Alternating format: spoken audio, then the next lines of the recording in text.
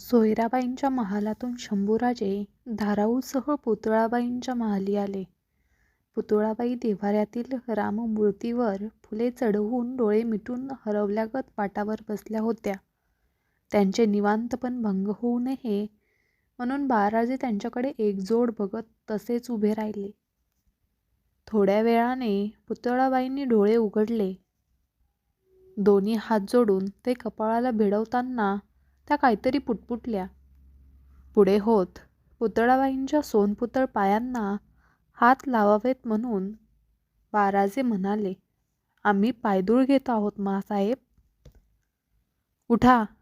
लगबगीने पाटावरून उठत पुतळाबाईंनी पायांना हात लावण्यापूर्वीच बाळराजांना वर उठवले. त्यांच्या खांद्यावर हात ठेवून बरोबर चालत नेऊन त्यांना मंचकावर बसवले. देव्हाऱ्यासमोर सुंठ साखरेचा प्रसाद आणि एक फूल उचलून त्या बाळराजांजवळ आल्या आणि म्हणाल्या, "घ्या देवजन्माचा प्रसाद." शंभूबाळांनी डाव्या तळहातावर उजवा हात घेऊन प्रसाद फूल घेतले. दोन्ही हात तसेच वर चढवीत प्रसादावरचे फूल आपल्या कपाळावरच्या शिवगंधावर टेकवले. फूल डाव्या हाती येऊन सुंठ साखर ओठाआड केली. थोडा वेळ मंचकावर बसून महालवर नजर फिरवताना बाळराजांना वाटले की या महाली आले की देवळाच्या राऊळात आल्यासारखे वाटते. "येऊ आम्ही आऊसाहेब." म्हणत बाळराजे मंचकावरून फरसबंदीवर उतरले. "या." हसत पुतळाबाई म्हणाल्या. डाव्या मुठीत देवफूल घेऊन धाराऊसह महालाबाहेर पडणाऱ्या पाठमोऱ्या बाळराजांना बघताना पुतळाबाईंच्या वत्सल मनाला जाणून गेले की बाळराजे, तुम्ही समोर असलात वा नजरेआड असलात तरी हुबेहूब स्वारींची याद देता. आम्हास आपलेच वाटता.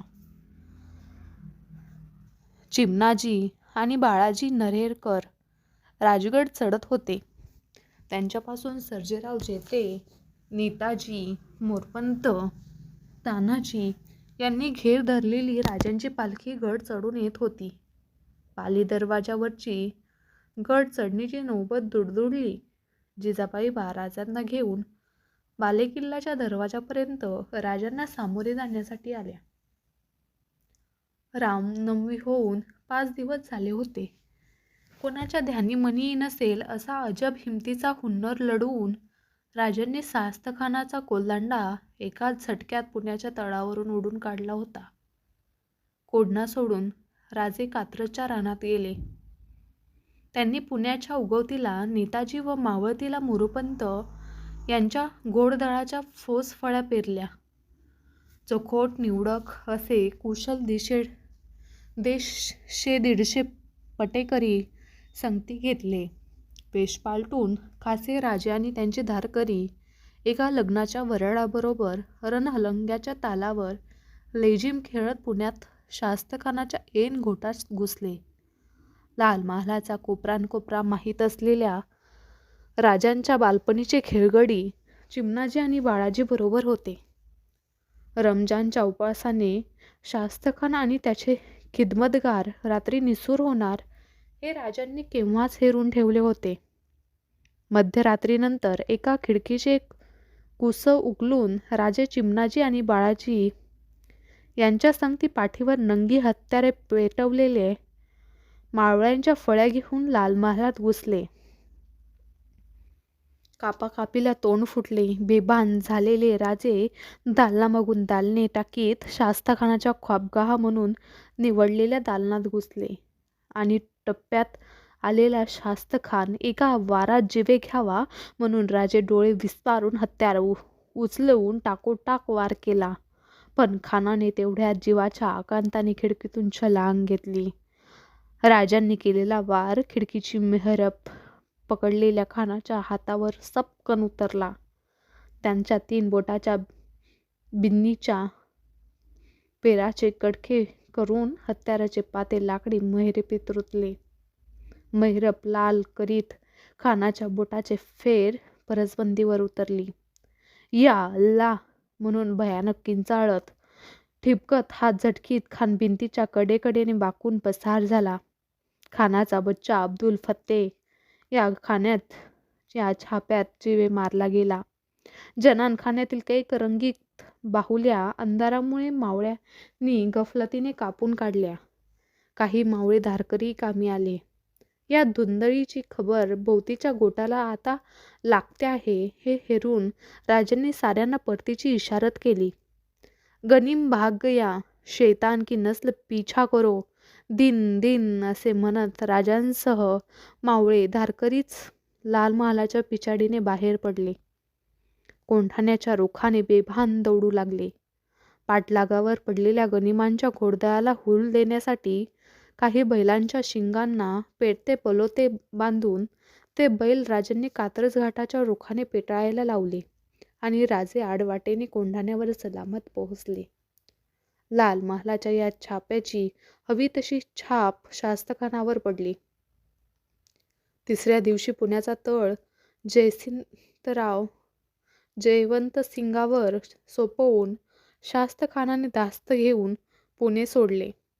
3 वर्ष पुण्यात तळ टाकून राजांचे 2 गड जिंकून त्याबद्दल 3 बोटे गमावून छाप्यानंतर 3च दिवसात खान पुण्याहून हलला.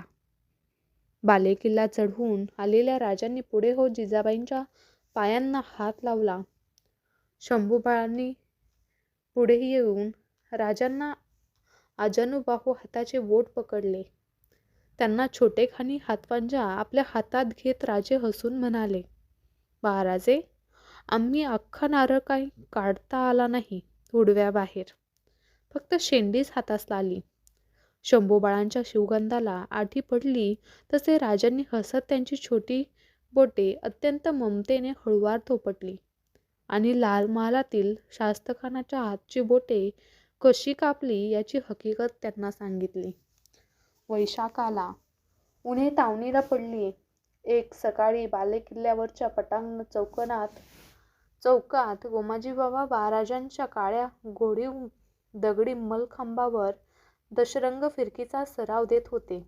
कमरेला छोटेखानी बगवी जांग असलेल्या शंभूबाळांनी उघडे अंग पिकल्या लिंबाच्या वाणाने तळपत होते. गोमाजींनी आधाराची हातजोड देऊन महाराजांना मलखांबावर चढवले होते. पिवळा धमक दामन सर्फ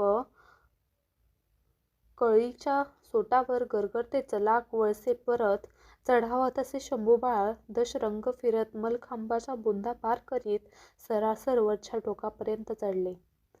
खांबाच्या गळपट्टीला दोन्ही मांड्यांची कैची लावून त्यांनी हुशारीने नजर वर केली. त्यांना समोर बालेकिल्ल्याच्या सदर महालाबाहेर पडणारे राजे दिसले. त्यांच्या मागून दोरोजी, नीताजी, येसाजी, कान्हाजी अशी मंडळी बाहेर पडत होती. टाकोटाक झेप घेऊन झटाझटा उतरते दशरंग फिरत शंभूबाळ छलांग घेऊन मलखांबावरून भुईवर उतरले. पाय टेकताच राजांच्या रुखाने थेट दौडत सुटले. अव धाकलं राज दम खा म्हणून हात पसरीत मागून साद घालणाऱ्या गोमाजी बाबांकडे त्यांचं ध्यानच नव्हते. बालेकिल्ल्याच्या सदर दरवाजाजवळ आलेल्या राजांना महाराजांनी धावत ऊर येऊन गाठले. उघड्या अंगाचे सतेज शंभूबाळांना सामने बघताना राजांना क्षणभर वाटून गेले की आमचे काळीजच कुणीतरी सोन रसात बुडवून आपल्या सावळ्या हातांनी आमच्यासमोर पेश केलं आहे. राजांच्या मांड्यांना मिठी भरत बाळराजे लागवी आर्जवेने म्हणाले, आम्ही येऊ तुमच्या संगती धावणीला आबासाहेब. राजांना पेच पडला हे कोकण स्वारीवर जाण्यासाठी गड उतरणार होते. शंभूबाळांच्या काळ्या कुरळ्या दाट केसांवरून आपली अंगठधारी सडक बोटे मायेने फिरवीत राजे म्हणाले, आम्ही जरूर नेऊ तुम्हास धावणीला, पण अजून थोडे जाणते व्हा. जा गोमाजी खोळंबलेत, मेहनत घ्या. राजांचे पाय शिवण्यासाठी शंभूबाळ झुकते झाले. आपल्या महालाच्या गवाक्षातून त्या दोघा पितापुत्रांना तसे बघताना जिजाबाई स्वतःशीच म्हणाल्या, आमच्या या वैभवास कधी कुणाची दृष्ट न लागो आई अंबे. आणि तेच दृष्ट आपल्या महालातून बघताना सोयराबाई स्वतःशीच म्हणत होत्या, राजांना अदब कसली ती नाहीच. सीधे उघडे स्वारींच्या समोर गेले. पण लबाडच दिसतात मात्र गोमटे. स्वारींची नको ती याद देतात. आणि शेवटच्या चटक्याने सदर दरवाजा बाहेर पडलेल्या राजांकडे सोयराबाई स्वतःला हरवून नुसत्या डोळाभर बघतच राहिल्या.